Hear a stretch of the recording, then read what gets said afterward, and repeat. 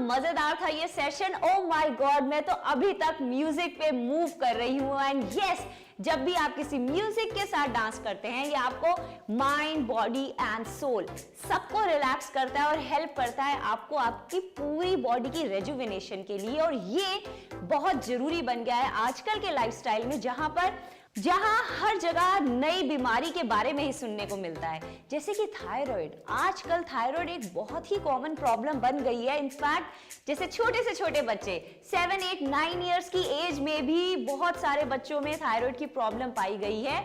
और डॉक्टर्स और बहुत सारे हमारे विशेषज्ञ बताते हैं कि ये हो रहा है आजकल के खान पान से, आजकल के सेडेंटरी लाइफस्टाइल से। हमारे घर के बच्चे जो आज तक स्क्रीन्स पे ग्लूड रहते हैं, बहुत कम खेलते हैं, बहुत कम बाहर निकलते हैं, उन सभी के कारण ऐसी चीजें हो रही हैं। तो अब हम चलते हैं हमारे योग इंस्ट्रक्टर के साथ, जो हमें बताने वाले हैं कि क्या लाइफस्टाइल चेंजेस कर सकते हैं और इन लाइफस्टाइल चेंजेस से और इन योग आसन से हम कैसे थायराइड को कंट्रोल में रख सकते हैं। चलिए मिलते हैं हमारे आज के योग एक्सपर्ट के साथ।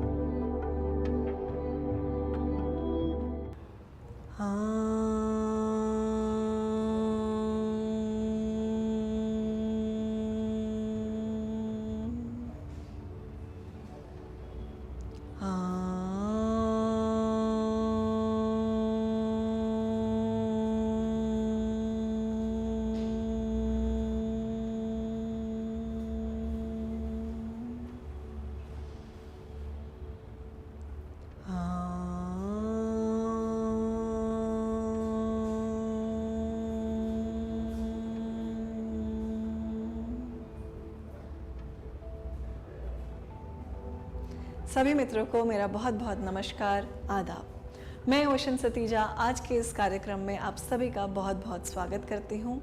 आज हम बात करने वाले हैं थायराइड की। थायराइड एक छोटा सा ग्लैंड है बटरफ्लाई के शेप में, जो हमारे गले में होता है। यह हमारे पूरे शरीर का मेटाबॉलिज्म बैलेंस करता है और मेंटेन करता है। अगर यह अंडर एक्टिव हो जाए या ओवर एक्टिव हो जाए तो शरीर को नुकसान पहुंचाने लगता है। जब यह अंडर एक्टिव होता है तो यह कम हार्मोन सेक्रीट करता है और हमारा जो मेटाबॉलिज्म है वो धीमा हो जाता है।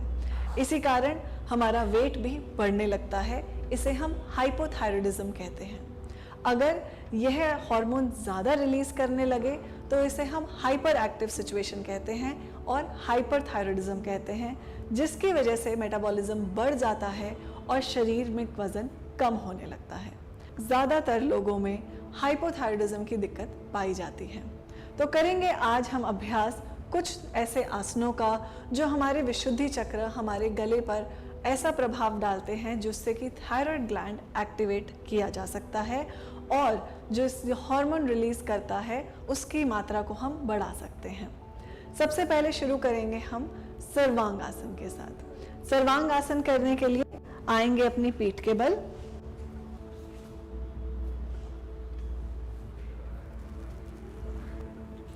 दोनों घुटनों को मोड़कर जमीन पर रखेंगे और लेकर आएंगे अपने घुटनों को अपने छाती के तल पर।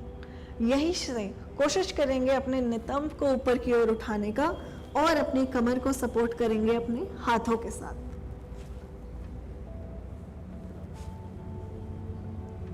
श्वास भरते हुए धीरे धीरे अपने टांगों को सीधा करेंगे और खींचकर पूरा सीधा कर देंगे। आपकी चिन आपकी चेस्ट से लग जाएगी। पैरों को हल्का सा ढीला छोड़ेंगे, टांगों को बनाए रखेंगे बिल्कुल सीधा। हमारा अगला अभ्यास हल आसन। इसी जगह से, इसी स्थिति से धीरे धीरे कमर के भाग से अपनी टांगों को मोड़ना शुरू करेंगे और लेकर जाएंगे अपने पैरों को पीछे जमीन की ओर। लगा दें अपने पंजों को जमीन के ऊपर और सीधा कर दें अपनी कमर को। धीरे से हाथों को जमीन पर रिलैक्स करेंगे। हल आसन की स्थिति देखेंगे कैसे आपकी गर्दन पर प्रभाव आ रहा है। धीरे से हाथों से कमर को सपोर्ट करेंगे, घुटनों को मोड़ेंगे और बिना किसी जोक के आराम से धीरे धीरे अपनी कमर को जमीन पर लेकर आएंगे और यहीं से अपने घुटनों को मोड़ दें वापस जमीन पर। दोनों पैरों को सीधा कर दें, पैरों में अंतर बनाकर रखें, हथेलियों का रुख आसमान की ओर। 1 मिनट यहीं पर आराम करेंगे शवासन में।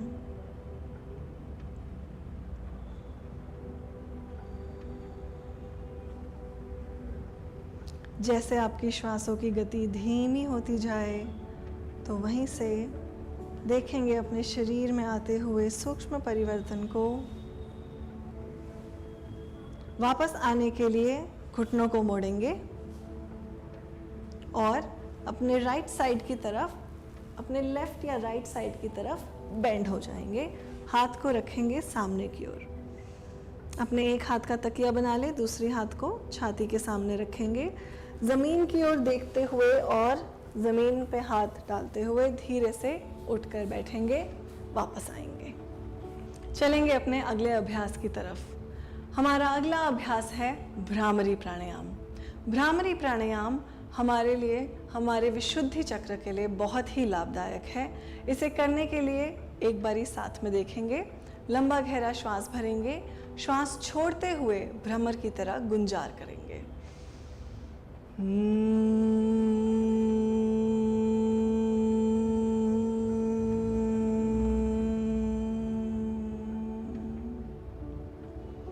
इस प्राणायाम का अभ्यास हम शंख मुद्रा के साथ करेंगे।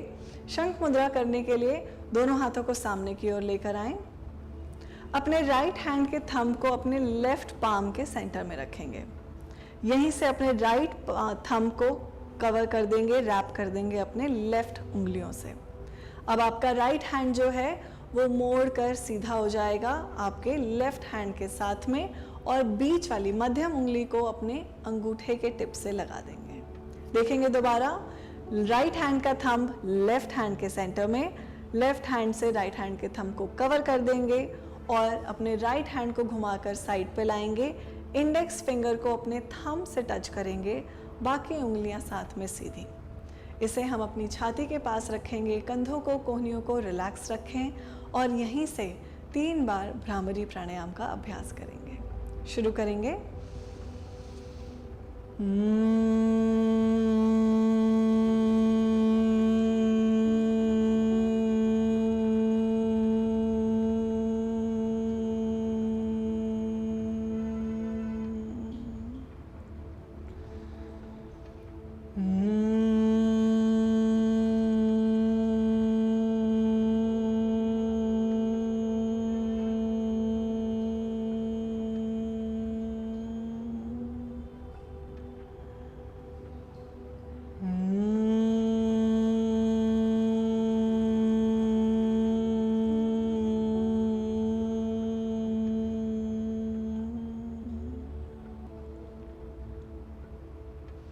धीरे से आंखों को खोल लें, हाथों को रिलैक्स करें। यह प्राणायाम हमें मानसिक तल पर बहुत ही ज़्यादा रिलैक्सेशन प्रदान करता है और हमारे पूरे शरीर में जो इस प्राणायाम की वाइब्रेशंस हैं हम उसे महसूस कर सकते हैं। साथ ही शंख मुद्रा जब आपके हाथ के बीच में होता है, इन्हीं 3 बार के अभ्यास में ही आप देखेंगे कैसे आपको हल्का हल्का सूक्ष्म असर आने लगता है आपके हाथों की प्रक्रिया में, जो धीरे धीरे हमारे पूरे शरीर में फैलने लगता है। एक और मुद्रा है उदान मुद्रा। उदान मुद्रा करने के लिए हम अपने हाथों की पहली 3 उंगलियों को साथ में लेकर आएंगे, छोटी उंगली को सीधा रखेंगे। फिर से देखेंगे, हाथों की 3 उंगलियों को साथ में लेकर आएंगे, छोटी उंगली को सीधा रखेंगे। उदान मुद्रा भी हमारे कंठ से लेकर हमारे सर तक के सभी अंगों को स्वास्थ्य प्रदान करता है और हमारे थायराइड ग्लैंड को स्टिमुलेट करता है, थायराइड बैलेंस करता है।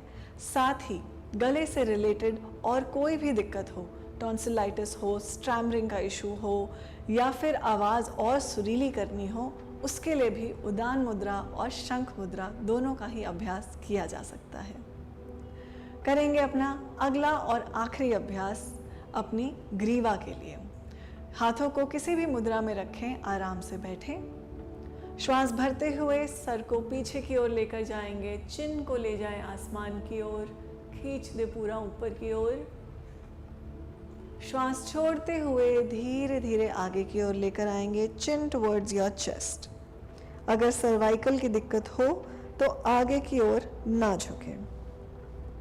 श्वास भरते हुए पीछे की ओर एक बार और ले जाएं, अपने सर को जितना पीछे लेकर जा सकते हैं। महसूस करें अपने गले में आगे आते हुए प्रभाव को। श्वास छोड़ते हुए धीरे धीरे आगे की ओर, चिन टुवर्ड्स योर चेस्ट। महसूस करेंगे अपने गर्दन के पीछे वाले भाग में आते हुए प्रभाव को। Inhale center, exhale to the right. सर को झुकाएंगे राइट साइड की ओर। श्वास भरते हुए बीच में, श्वास छोड़ते हुए गर्दन को झुकाएंगे लेफ्ट साइड की ओर।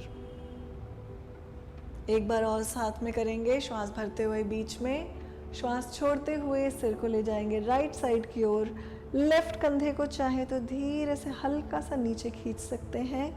महसूस करेंगे अपनी गर्दन में बढ़ते हुए प्रभाव को।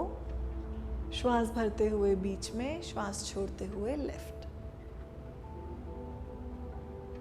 अगला अभ्यास करेंगे। श्वास भरते हुए बीच में, श्वास छोड़ते हुए चिन को लेकर जाएंगे अपने कंधे की ओर, घुमाकर साइडवेज ट्विस्ट करेंगे। श्वास भरते हुए बीच में, श्वास छोड़ते हुए towards your left. Inhale center, exhale एक बार और करेंगे। चिन को ले जाएं पूरा, कंधों के साथ मिलाने का प्रयास करें। आंखों को चाहे तो बंद रख सकते हैं और अगर खुली है तो अपने आंखों के तल पे बिल्कुल सामने देखेंगे। श्वास भरते हुए बीच में, श्वास छोड़ते हुए विपरीत दिशा में। श्वास भरते हुए बीच में आएंगे, चलेंगे अपने आखिरी अभ्यास की तरफ, गर्दन को गोलाकार घुमाना। श्वास भरेंगे, श्वास छोड़ते हुए गर्दन को नीचे की ओर ले जाएं। श्वास भरते हुए क्लॉकवाइज डायरेक्शन में सर को पीछे की ओर लेकर जाएंगे और श्वास छोड़ते हुए आगे की ओर। यहीं से विपरीत दिशा में करेंगे। श्वास भरते हुए पीछे की ओर, श्वास छोड़ते हुए आगे की ओर। रिपीट करेंगे एक और राउंड, क्लॉकवाइज और एंटी क्लॉकवाइज। आप किसी भी दिशा से शुरू कर सकते हैं। बस इतना ध्यान रखेंगे कि जितनी बार आप क्लॉकवाइज डायरेक्शन में सिर को घुमाएंगे, उतनी ही बार आप एंटी क्लॉकवाइज डायरेक्शन में भी अपने गर्दन को घुमाएंगे। श्वास भरते हुए बीच में। इन सभी प्रक्रियाओं का अभ्यास करें और देखें अपने शरीर में आते हुए बदलाव को। आशा करती हूँ यह सभी अभ्यास आपके लिए मददगार रहे हों।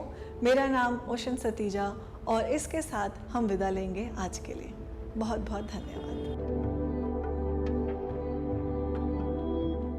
कितना ही इंफॉर्मेटिव था हमारा आज का योग का सेशन। और अगर हम इतनी सिंपल टिप्स को फॉलो करके थायराइड जैसी एक डिजीज को कंट्रोल में रख सकते हैं तो कितना ही इजी हो जाएगा हमें नॉर्मल लाइफस्टाइल को निभाना। सो मेक श्योर कि आप इन सभी आसन को और इन सभी टिप्स को जरूर फॉलो करेंगे और इन टिप्स के साथ साथ आप फॉलो करेंगे हमारी डाइट एंड न्यूट्रिशन एडवाइस भी। तो आइए हम चलते हैं हमारे डाइट एंड न्यूट्रिशन के सेगमेंट में, जहां पर हमारी एक्सपर्ट आपको बताएंगी कि थायराइड को कंट्रोल में रखने के लिए आप क्या क्या बेसिक हेल्थ टिप्स फॉलो कर सकते हैं। आप किस तरह से अपने खाने में क्या क्या चीजें ले सकते हैं, क्या क्या चीजों को आपको अवॉइड करना चाहिए, इनफैक्ट आपके लंच के क्या टाइमिंग्स होने चाहिए, आपके डिनर के क्या टाइमिंग्स होने चाहिए और अपने हार्मोन्स को कंट्रोल में रखने के लिए आप क्या कर सकते हैं। आइए let's go to our next expert. नमस्ते, मैं ध्वनि जैन। आइए इस नए एपिसोड में हम एक नई बीमारी को एड्रेस करें, थायराइड। थायराइड एक ग्लैंड है जो हमारी बॉडी में नेक रीजन में पाया जाता है। ये हमारी बॉडी की ग्रोथ और डेवलपमेंट के लिए बहुत ही इंपॉर्टेंट ग्लैंड है। ये 3 हार्मोन्स प्रोड्यूस करता है जिनका नाम है T3, T4 और TSH। जब भी इन हार्मोन्स में इम्बैलेंस होता है तो हमें अलग अलग थायराइड डिसऑर्डर्स होते हैं। तो सबसे पहले बात करते हैं हाइपोथायराइडिज्म की। हाइपोथायरॉयडिज्म में T3, T4 कम मात्रा में प्रोड्यूस होता है और इस वजह से हम कुछ सिम्टम्स ऑब्जर्व करते हैं, जैसे कि वेट गेन होना, हड्डियों में दर्द होना, स्ट्रेस होना, एंजाइटी होना। दूसरा डिसऑर्डर हाइपरथायरॉयडिज्म, इसमें T3 और T4 ज्यादा मात्रा में प्रोड्यूस होने की वजह से हमें कुछ सिम्टम्स होते हैं, जैसे सडन वेट लॉस, यानी कि वेट का एकदम से गिर जाना।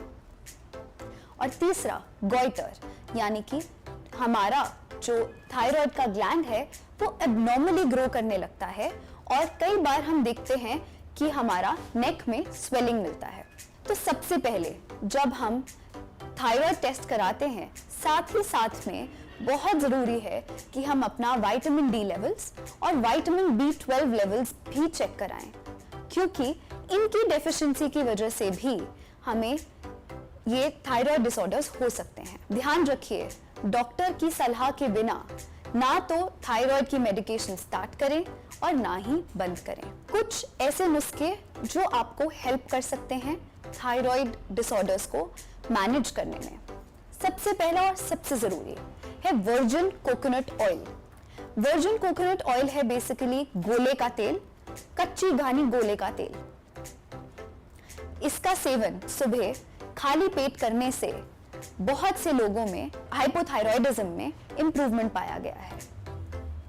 सेकंड, रिफाइंड ऑयल्स को आज ही बंद करें और शुरू करें कोल्ड प्रेस्ड ऑयल्स। एक और बहुत जरूरी चीज, आपने सुना होगा क्रूसीफेरस वेजिटेबल्स का नाम, यानी कि पत्ता गोभी, कैबेज, फूल गोभी, कॉलीफ्लावर और लेटस, ब्रोकली, केल, इन सारी सब्जियों का आप सेवन कर सकते हैं, पर कच्ची ना खाकर आप इनको थोड़ा सा स्टीम करें या अच्छे से पकाकर खाएं, तो इसके सेवन से आपको कोई प्रॉब्लम नहीं होगी। अपने स्ट्रेस लेवल्स को मैनेज करें, मेडिटेशन के थ्रू, योगा के थ्रू आपको ये थायराइड कंडीशन में बहुत हेल्प करेगा। ध्यान रखिए, आप डिहाइड्रेटेड ना हो किसी भी समय पर। पानी की क्वांटिटी पूरे दिन में कम से कम 2 लीटर पिएं, तो आपको ये थायराइड मैनेज करने में हेल्प करेगा। और फाइनली और सबसे इंपॉर्टेंट, एक्सरसाइज करना किसी भी फॉर्म की, चाहे आप योगा करें, चाहे आप जिम करें, चाहे आप वॉक करें, बहुत जरूरी है हमारी पूरी बॉडी की प्रॉपर फंक्शनिंग के लिए। तो आप ध्यान रखें, अपना ख्याल रखें। नमस्ते।